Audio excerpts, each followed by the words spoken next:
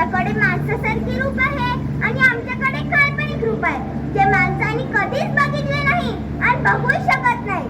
म्हणजे तुम्हाला काय म्हणायचं आहे? ओ विक्रम दादा, तुमची बुद्धी काम करत नाहीये का? म्हणजे अरे तू माणसांना जाऊन सांग ते आमचे काल्पनिक व का नष्ट करू इच्छित आहे. Are you man? पागल झालास का तू? मी माणसासारखा दिसतो. तुम्हाला वाटतं का की मी माणसाची बोलू शकतो? अरे बेडबीड लागले की तुम्हाला? अरे असं मराठी टिपिकल डायलॉग बोलू नकोस. अरे बेडबीड लागले की काय? अरे तुला माणसाचं रूप मिळालंय म्हणून तू माझ्यासारखी संकुचित विचार करतो. ढ कुठला? अरे मी तुला पंचेंद्रियाचे ज्ञान दिले होते ना मामा. काय? कुठे? कुठेही पण का? मला वर्गात बसायचा कंटाळा येतो. वर्गात? लेक्चर जाऊ नकोस असं तिथं म्हणत नाही. लेक्चर ठीक आहे, मी काय बोलत नाही. काहीही बोलू नको असं आपलं म्हणणं नाही. पण आपल्या समोर जी समस्या उभी आहे त्यावर काहीतरी तोडगा बोलण्यासारखं काढ. उघडलं तुझं तोंड उघडल्याची मी वाट पाहत होतो इतक्या वेळापासून आम्ही. मला वाट कळायची नाही. काय करू ते सांग. मी तुझ्या सोबत आहे. हे सर्व फक्त आपल्या शाळेत दाखवायचं. आता आपल्याला पाऊलपुढे टाकावेच लागणार. आता तुमचेच राज्य चाललं आहे कारण माणसाच्या जगात सर्वत्र ती पुढे आहे आणि तो मागे. आता आम्हाला भूकेत राहण्याची वेळ येते. चित काहीही बोलू नको. माझा हात फिरते. अरे विक्रम, चेष्टा नको, उपाय काढू काय. आपले काल्पनिक जग नष्ट होते. काय शोधतो या सर्व जवळ? मी जवळ येणार नाही. मला माहिती आहे तुझा प्रॉब्लेम.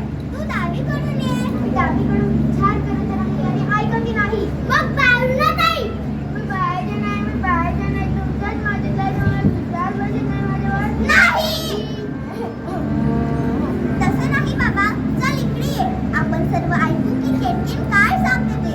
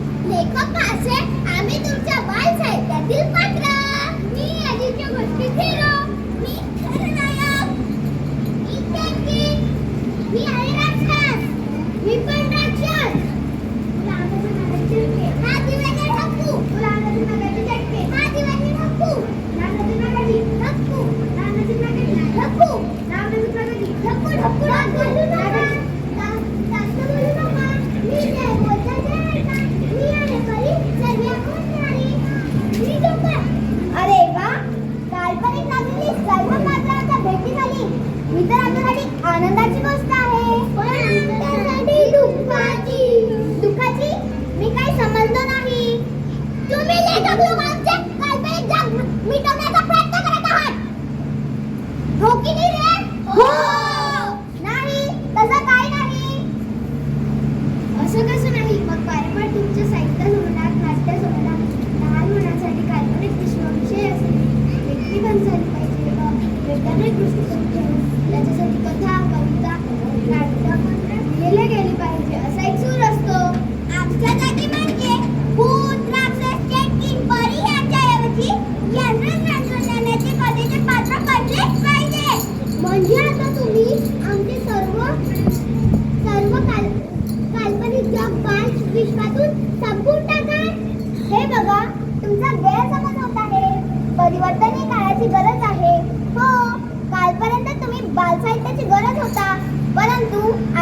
आधुनिक काळात बालविश्व हे पूर्णपणे बदललेले आहे. लहान मुलांना आधीच्या गोष्टीऐवजी कम्प्युटर आवडतो, इंटरनेट सर्फिंग, व्हिडिओ गेम्स या गोष्टी आवडतात. थांबा, पुढचं मी सांगते. त्यांना मोबाईल आवडतो, लॅपटॉप आवडतो, टीव्ही आवडतो, LED टीव्ही आवडतो. त्यांना व्हिडिओ गेम्स आवडतात, त्यांना मोबाईल गेम्स आवडतात, त्यांना सिंचन आणि डोरेमॉन आवडतात, त्यांना स्पायडरमॅन आवडतात, त्यांना रोबोट आवडतात, त्यांना रिमोटची खेळणी आवडतात, त्यांना नेटफ्लिक्स आवडतात. या सर्वांची सवय कोणी लावली त्यांना? तुम्ही पालकांनीच ना. लहान वयात काय मिळते यांना त्यांपासून? ज्ञान मिळतं त्यांना या जगात. सर्व गुण संपन्न होण्यासाठी सर्व गोष्टीचे ज्ञान असणे आवश्यक आहे. बरोबर आहे तुमचे म्हणणे. फुले सर्व गुण संपन्न व्हावेत असे प्रत्येक पालकांना वाटते. पण तुमच्या या टीव्ही, मोबाईल, इलेक्ट्रॉनिक्स खेळणीमुळे ती सर्व गुण संपन्न होईल असे तुम्हाला वाटते? हे बघा, मुलं रमतात. वैज्ञानिक दृष्टिकोन असलेला लेखक महाशय, तुम्हाला मुलं रमतात असं म्हणायचं होतं ना? हो. हे बघा, मुलं रमतात. वैज्ञानिक दृष्टिकोन असलेली कथा, कविता, नाटक असावे असे आमचे मत आहे. कारण वैज्ञानिक दृष्टी ठेवूनच आमची प्रगती झाली आहे. मानवाने त्यांच्या गरजा पूर्ण करण्यासाठी नवनवीन तंत्र विकसित केले. मानवाच्या आजारावर विविध औषध तयार केली. आकाशात गवसणी घातली, चंद्रावर पाऊल ठेवले. ते विज्ञान आणि तंत्रज्ञानाच्या जोरावर. मानवाला तुमच्यापासून जे काही मिळाले ते विज्ञान आणि तंत्रज्ञानाच्या जोरावर. विज्ञान आणि तंत्रज्ञानाच्या जोरावर तुम्ही आकाशात उभारणी घेतली, चंद्रावर पाऊल ठेवले आणि आम्ही काय दिले ते तुम्हाला सांगू? काय दिले तुम्ही? थोड्या वेळाच्या मनोरंजनाच्या पलीकडे तुम्ही काय दिले सांगा ना?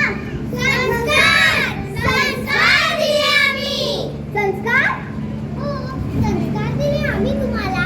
आजीच्या गोष्टीद्वारे आमचे पात्र रंगवून चांगल्या आणि वाईट वृत्तीची ओळख करून दिली. प्रत्येकाने चांगले गुणधर्म स्वीकारले पाहिजे याची शिकवण दिली. खोटं कधी बोलायचं नाही हे शिकवले. जो वाईट कृत्य घडतो त्याचा नाश होतो हे शिकवले. जो सत्कर्म करतो तो चांगला. जो दुसऱ्यावर प्रेम करतो, दया करतो तो माणूस. माणसाचे माणूस पण चांगल्यासाठी आमच्यासारख्या काल्पनिक पात्रांची निवड केली. कथा रचल्या, गोष्टी सांगितल्या, सदाचाराची शिकवण दिली. दुसऱ्यांचे आदर करणे शिकवले.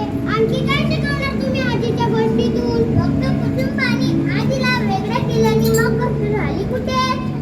आजी नाही आणि गोष्टी नाही, मग संस्कार नाही. विज्ञान आणि तंत्रज्ञानाच्या विज्ञानाची प्रगती दिली हे खरं, पण संस्कार देऊ शकत नाही. विज्ञानाची प्रगती ही नाशाकडे तर नेऊ शकते हे तुम्हाला समजते, पण आमच्या गोष्टी कधीच मुलांना वाईट वृत्तीकडे नेणार नाही. त्यामुळे आमच्या अस्तित्व असणे गरजेचे आहे. कारण आमच्यामुळे संस्कार घडते आणि संस्कार पैशाने विकत घेता येत नसतो. ते आईच्या कुशीत, आजीच्या मायात असतो. अरे ते काय करत होतो आम्ही? मानवी जीवनावर संस्कार करणारे, नित्यमूल्याचे शिकवण देणारे काल्पनिक जग नष्ट करत होतो. ही तर खूप मोठी चूक होती. आम्ही जसे आमच्या संस्कृतीचे जतन करतो तसेच या काल्पनिक जगाचे जतन केले पाहिजे. कारण या काल्पनिक जगाद्वाराच मानवाच्या